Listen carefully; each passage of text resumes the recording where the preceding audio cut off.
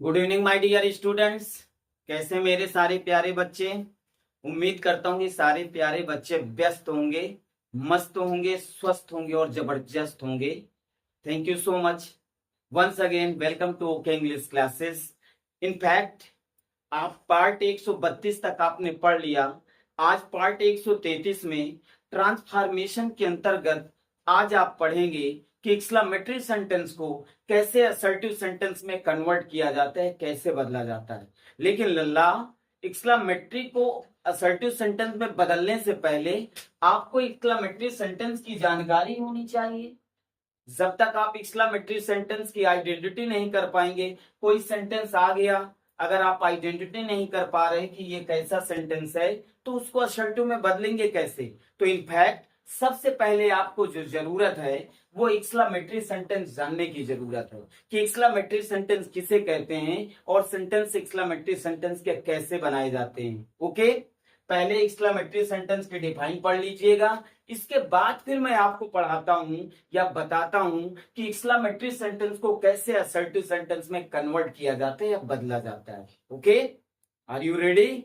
Very good, please attention everyone. तो बेटा सबसे पहले जानना एक्सक्लेमेटरी सेंटेंस किसे कहते हैं। तो याद रखना, एक्सक्लेमेटरी सेंटेंसेस द्वारा हृदय की तीव्र भावनाएं, क्या बताया गया?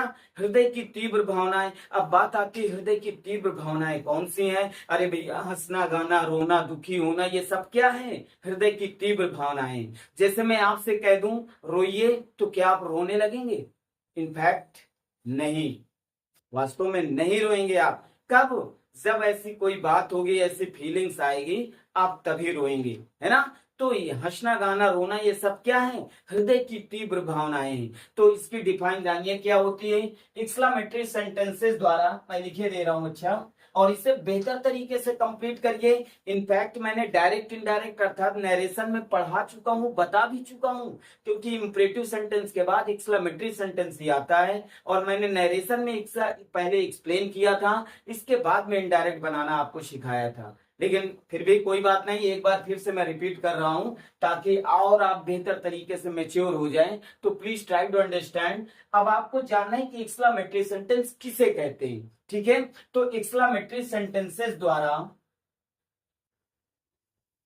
द्वारा हृदय की, किसकी? हृदय की तीव्र भावनाएं। कैसी भावनाएं? तीव्र भावनाएं। तीव्र भावनाएं,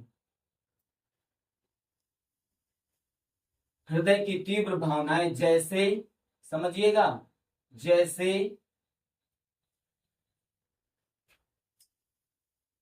प्रसन्नता। प्रसन्नता बोले तो खुशी, प्रसन्नता, जिसको अंग्रेजी में क्या बोलते हैं? जॉय या प्लीजेंट। शोक, शोक मतलब दुख, अंग्रेजी में क्या बोलते हैं शोक को? शारो। सारे नहीं भैया, शारो। आश्चर्य, क्या बोलेंगे?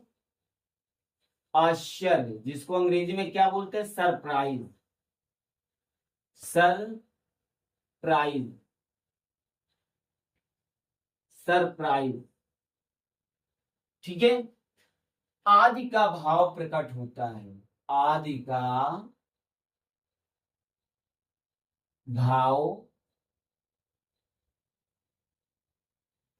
प्रकट होता है। आदि का भाव प्रकट होता है।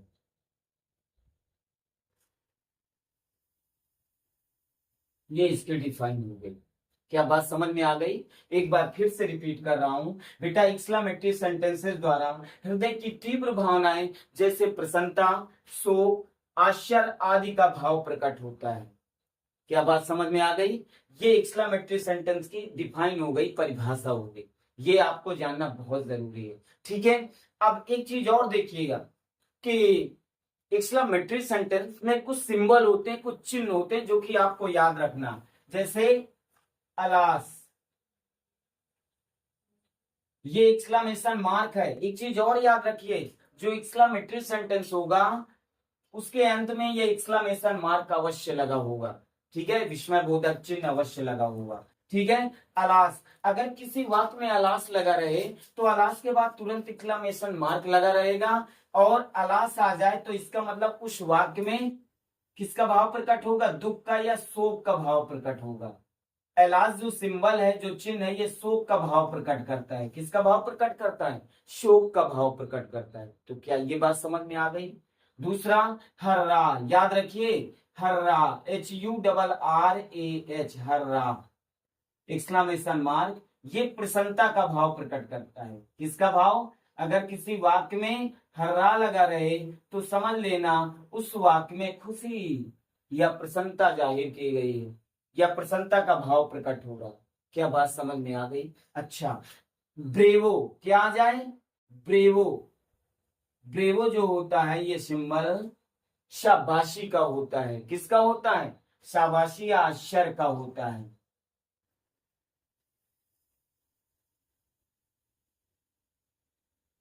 क्या बात समझ में आ गई। तो अभी आपको बताया गया कि एक्सक्लामेटरी सेंटेंस में कुछ सिंबल भी होते हैं जो कि आपको याद रखना है। अगर किसी वाक्य में अलास लगा रहे, ठीक है, तो उस वाक्य में शोक का भाव प्रकट होगा। अगर किसी वाक्य में हर्रा लगा रहे तो उसमें प्रसन्नता का भाव प्रकट होगा। अगर किसी वाक्य में ब्रेवो लगा रहे तो उसमें शाबाशी आश्चर्य का भाव प्रकट होगा। क्या ये बात समझ में आ गई। अब आपको समझना है कि सेंटेंस कैसे बनते हैं, एक्सक्लामेटरी के सेंटेंस कैसे क्रिएट किए जाते हैं। जैसे देखिएगा, पहला एग्जांपल, अलास, आई एम या I am ruined, full stop. अब आ गया अलास आई एम ruined। अब आपको देखना है ये कैसा सेंटेंस है। तो क्या आपको पता नहीं चल रहा, क्या मालूम नहीं हो रहा, अलास लगा और एक्सक्लामेशन मार्क लगा, अरे भैया ये तो एक्सक्लामेटरी सेंटेंस है एक्सक्लामेटरी सेंटेंस, है या नहीं है एक्सक्लामेटरी सेंटेंस। अब थोड़ा नोटिस करिए कि अलास लगा है तो इस वाक्य में किसका भाव प्रकट हो रहा, दुख का भाव प्रकट हो रहा, या प्रसन्नता का भाव प्रकट हो रहा, या आश्चर्य का। तो देखिए, अलास, अरे आई एम ruined, मैं बर्बाद हो गया। जब कोई बर्बाद होगा तो खुश नहीं होगा, दुखी होगा, तो अलास से दुख का भाव प्रकट हो रहा। क्या बात समझ में आ गई। अब अलास आ जाए, अलास आई एम ruined, तो जान जाएंगे ये एक्सक्लामेटरी सेंटेंस है। That is wonderful. Next example, जैसे हर्रा,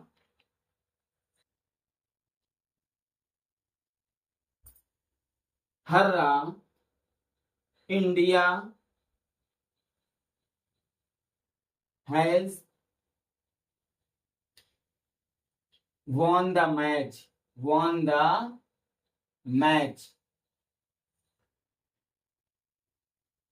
full stop.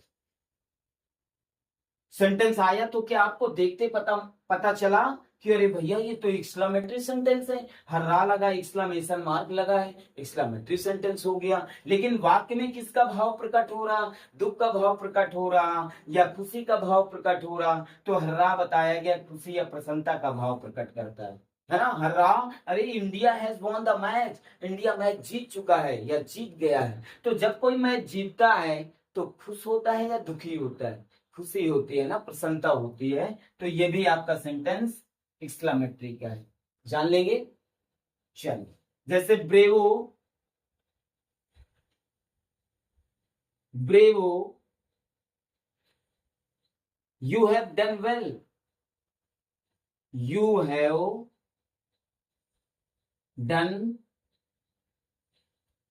Well, full stop. Bravo, शाबाश, यू हैव डन वेल, तुम अच्छा कर चुके हो, ये तुमने अच्छा किया है, शाबाशी दी जा रही है, शाबाशी दी जा रही है। क्या बात समझ में आ गई। तो एक्सक्लामेटरी सेंटेंस के ये सिंबल से भी ऐसे चिन्ह चिन्ह लगाकर, ये सिंबल लगाकर सेंटेंस बनाए जाते हैं। अब और भी मुख्य बात क्या है एक्सक्लामेटरी सेंटेंस की, याद रखना, एक्सक्लामेटरी सेंटेंस हाउ या व्हाट से भी शुरू होते हैं। किससे, हाउ या व्हाट आ से भी शुरू होते हैं, व्हाट आ से भी शुरू होते हैं। क्या बताया गया, याद रखना, बहुत इंपॉर्टेंट बात है, लिखे दे रहा हूं कि exclamatory sentence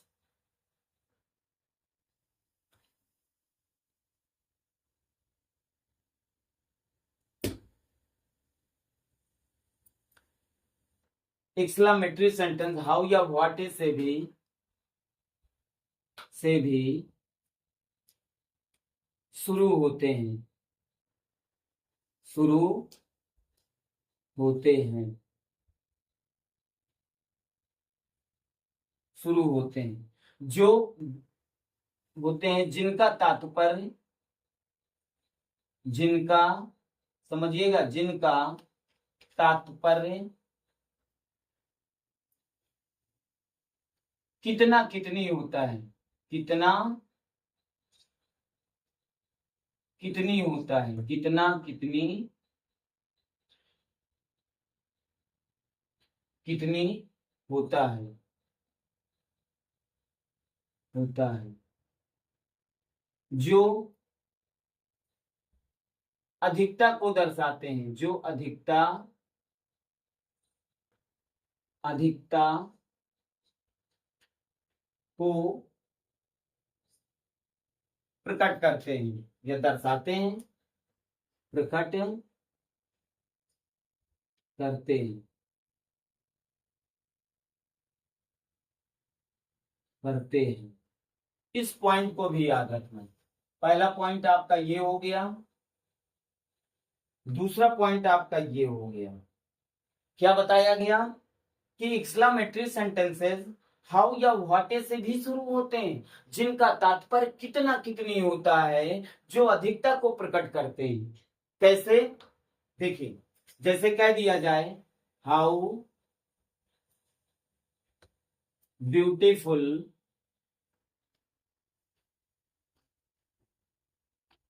beautiful the rain is, और जो हाउ या व्हाटे से शुरू होंगे उसके अंत में ये एक्सक्लामेशन मार्क अवश्य लगा रहेगा।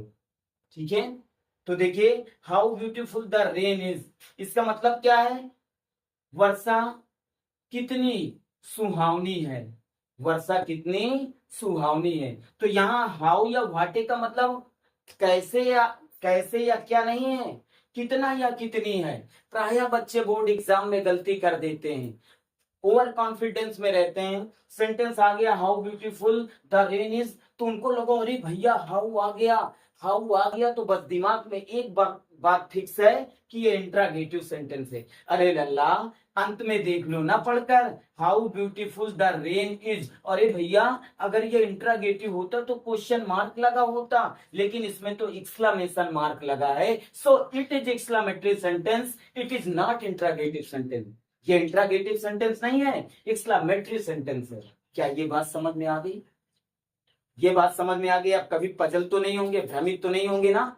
वेरी गुड, ठीक है। और बताया गया, एक बार और समझ लीजिएगा, बताया गया कि एक्सक्लामेटरी सेंटेंस हाउ या व्हाटे से शुरू होता है, जिनका तात्पर्य कितना कितनी होता है। यहाँ वर्षा कितनी सुहावनी है ना? बात समझ में आई? जो अधिकता बता रहे हैं, वर्षा कितनी सुहावनी है। क्लियर हुआ? जैसे एक एग्जांपल और देखिएगा, ये पहला एग्जांपल है आपका, प्लीज अटेंशन एवरीवन। जैसे कहा जाए what a fool you are, exclamation mark, what a fool you are. यहां व्हाट का मतलब क्या नहीं है, कितना कितनी है। What a fool you are, तुम कितने मूर्ख हो। फूल माने गुलाब सिंह या गुलाब नहीं होता, फूल माने मूर्ख होता, FWL। क्या क्लियर हुआ? बात समझ में आ गई ना? यानी what a fool you are, तुम कितने मूर्ख हो। क्या बात समझ में आई? तो बताया गया कि एक्सक्लेमेटरी सेंटेंस हाउ या व्हाटे से शुरू होते हैं, जिनका तात्पर्य कितना कितनी होता है, जो अधिकता को बताते हैं। अगर हाउ व व्हाटे से शुरू होंगे तो अंत में बेटा ये एक्सक्लेमेशन मार्क अवश्य लगेंगे।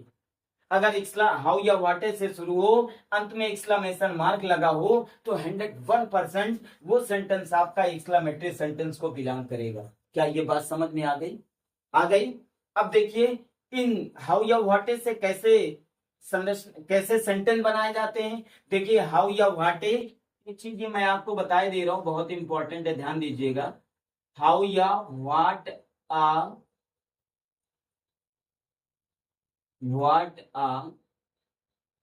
फिर इसके बाद देखिए हाउ या व्हाट के बाद एडजेक्टिव लिखा जाता है। क्या लिखा जाता है? एडजेक्टिव आता है। एडजेक्टिव के बाद सब्जेक्ट आता है, और बेटा सब्जेक्ट के बाद हेल्पिंग वर्ब आती है, और हेल्पिंग वर्ब के बाद ये एक्सक्लेमेशन मार्क लगा देते हैं। तो इस स्ट्रक्चर से, इस फार्मूले से आप हाउ या व्हाट ए सेंटेंस बहुत सारे कंप्लीट कर सकते हैं, अभ्यास कर सकते हैं। हाउ या what A plus adjective, subject, helping verb और एक्सक्लेमेशन मार्क अभ्यास कर सकते हैं आप, और इस टॉपिक को बेहतर तरीके से कंप्लीट कर सकते हैं। जब इतनी सारी बातें आप कंप्लीट कर लेंगे तो इनफैक्ट ट्रांसफॉर्मेशन के अंतर्गत एक्सक्लेमेटरी सेंटेंस को असर्टिव में कैसे बदला जाएगा बिल्कुल आसान हो जाएगा, बिल्कुल आसान हो जाएगा।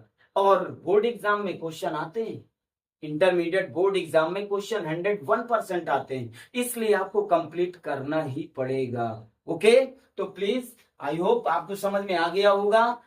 इसे नोट डाउन करिए और बेहतर तरीके से तैयारी करिए। अपना समय बचाना है और समय बचाकर अपने लक्ष्य के लिए फोकस करना है, अपने लक्ष्य पर ध्यान देना है। समय बचाकर सिर्फ पढ़ाई पे समर्पित हो जाइए, क्योंकि कक्षा 12 ही एक बच्चे के भविष्य को निर्धारित करता है, सुनिश्चित करता है कि इसके बाद आपको करना क्या है।